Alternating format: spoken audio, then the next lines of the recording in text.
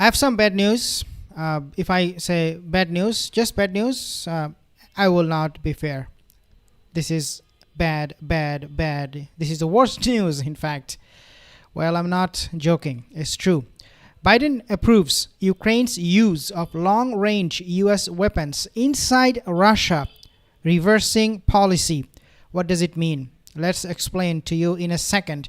But before I do that, just to remind you, most of my viewers are not subscribed. If you happen to be one of them, consider subscribing. Take a look at this report. The Biden administration will allow Kyiv limited use of ATACMS. These are missiles, a very special type of long-range missiles, to strike enemy positions in Russia, according to senior U.S. officials. What happened in the past is that U.S. allowed Ukraine and the Western countries to hit Russian military assets inside of Ukraine. For example, take a look at this region, Kursk region. Ukraine could attack or use those long-range missiles against Russian forces in Ukraine, not in Russia. Now that has changed. Biden and his Western partners now have approved that Ukraine can not only target Russians inside Ukraine but also outside Ukraine, which means inside Russia. What is going to be the consequence of it? Well, take a listen what this guy he said a few weeks ago.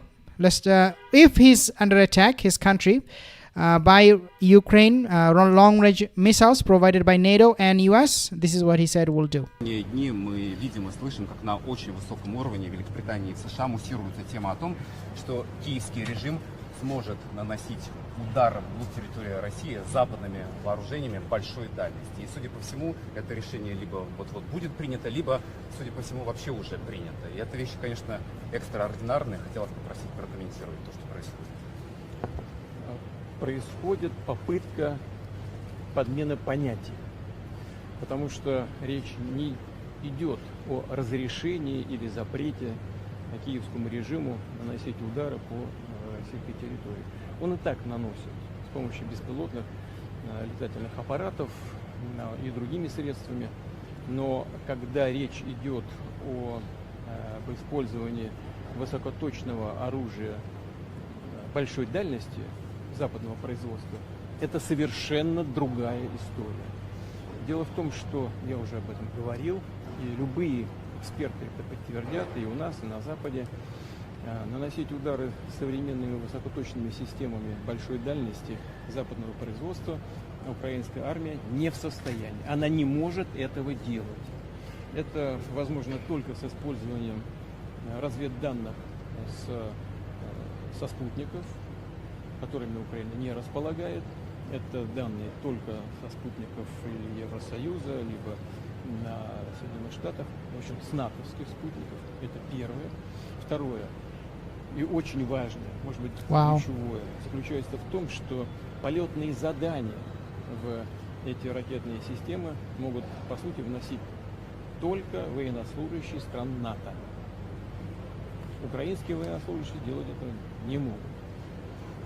И поэтому речь идет не о том, чтобы разрешать украинскому режиму наносить удары по России этим оружием или не разрешать. Речь идет о том, чтобы принять решение о том, что страны НАТО напрямую участвуют в военном конфликте или нет. Если это решение будет принято, это будет означать не что иное, как прямое участие стран НАТО, Соединенных Штатов, европейских стран в войне на Украине. Это их прямое участие. И это уже, конечно, существенным образом меняет саму суть, саму природу конфликта.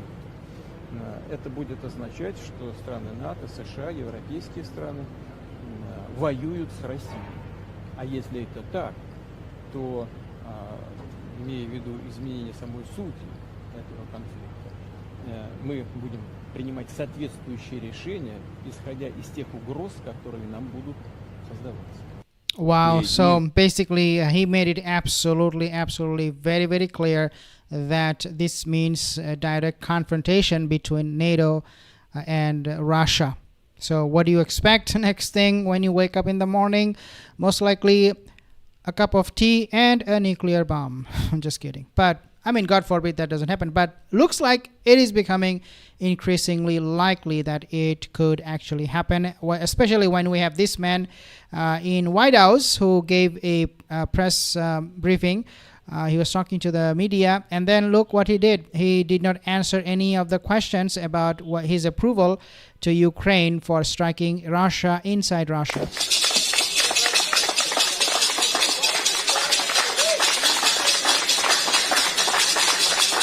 No question was taken from the journalist there, from the reporters. He just walked away. After approving what he approved to Ukraine to use long-range weapons against Russia. Now, this approval was given not just by United States, but also France, I believe, and Germany is also included. Now, here is where things get very, very dangerous. So take a listen at what Scott Ritter said a few weeks ago. And most people don't even realize it. It's high time that we actually understand that we are literally minutes away from death, and at any time, and that we need to take the threat of nuclear war very seriously. It's the single most important issue of our time. But I mean, again, I've talked to you about this before. I hope it's not the case, but we may not finish this interview, because once it begins, it's over in 72 minutes. The whole world ends.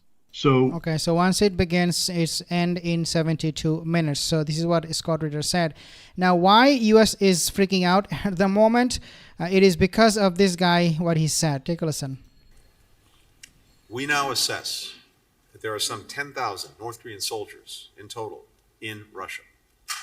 And the most recent information indicates that as many as 8,000 of those North Korean forces have been deployed to the Kursk region.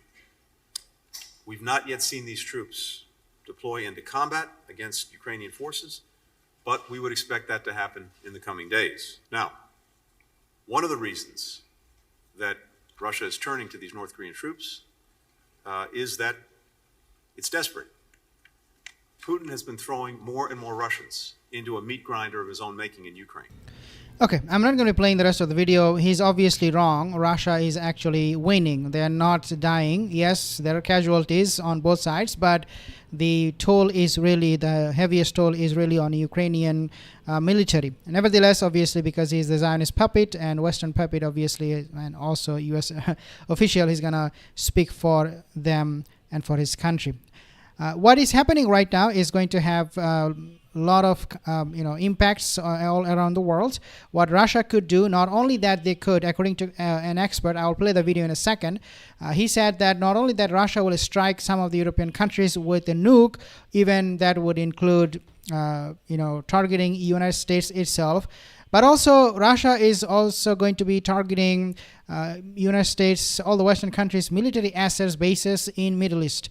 In other words, they might give weapons to Houthis, they might train them directly, they might train Hezbollah, they might train even Hamas, who knows. So this is going to be a very dangerous situation, and it is heading towards that. After this approval by Biden administration, we are actually, this is going to be a snowball effect, what we are understanding here. And that's not what we want, but looks like, according to the expert, that's where it is going. Take a look at this report from Al Jazeera, then I will actually play the video of an expert, what he said about the consequences for this kind of decision by Joe Biden. Thanks for joining us. We begin with the war in Ukraine and a change in policy by the US government. President Joe Biden is finally lifting restrictions on the use of longer-range tactical missiles in the Kursk region.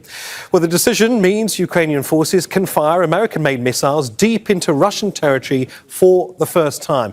The concession comes 7 weeks before Biden leaves office and hours after several Ukrainian regions came under heavy attack. There's a lot of talk in the media about us receiving permission for respective actions, but strikes are not carried out with words. Such things are not announced. Missiles will speak for themselves. They certainly will.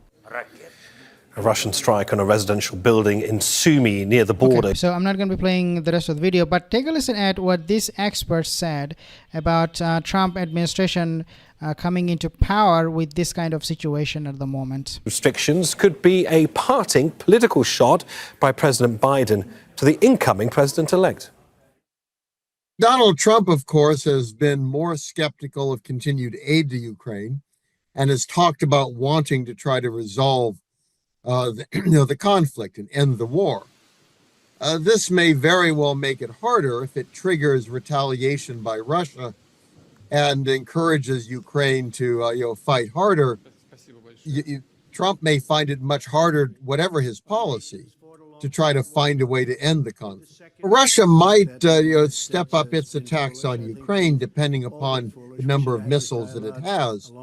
It also can respond in other ways, that is, help the North Koreans in terms of targeting their missiles.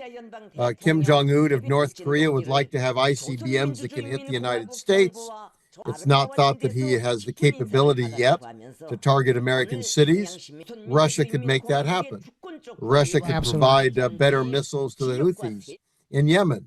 Russia could also aid Iran with air defense systems. So Russia does have ways of responding in other theaters that would be harmful for the United States and Europe. Okay, so I mean, this is quite obvious what Russia will do. And they have many options on the table. They can coalesce with countries like Iran, North Korea, including China. They have a lot of partners. They have a lot of friends at the moment. In fact, more friends than U.S. in terms of effectiveness with that kind of friendship. All these countries, is including South American countries, they are now willing to even die and fight for Russian causes to destroy U.S. So, in other words, I mean. Putin has all the options on the table. It is not that US has the ball in their court. It is actually Russia. They have the ball in their court. They can decide whatever they want. And as Putin said, that he will respond proportionately. But what is so scary is that he called this kind of help to Ukrainian military by providing them long-range missiles that can hit inside Russia is a direct confrontation, a war between Russia, United States, NATO. Guys, this is where we say to each other, we may never see each other's face. I may not come back to YouTube. Who knows? If we wake up in the morning, I don't want to see any war. I don't want to scare you, but this situation is very scary because Russia has over 6,000 nuclear bombs and US is the second position with 5,000. So it does mean that the end of humanity.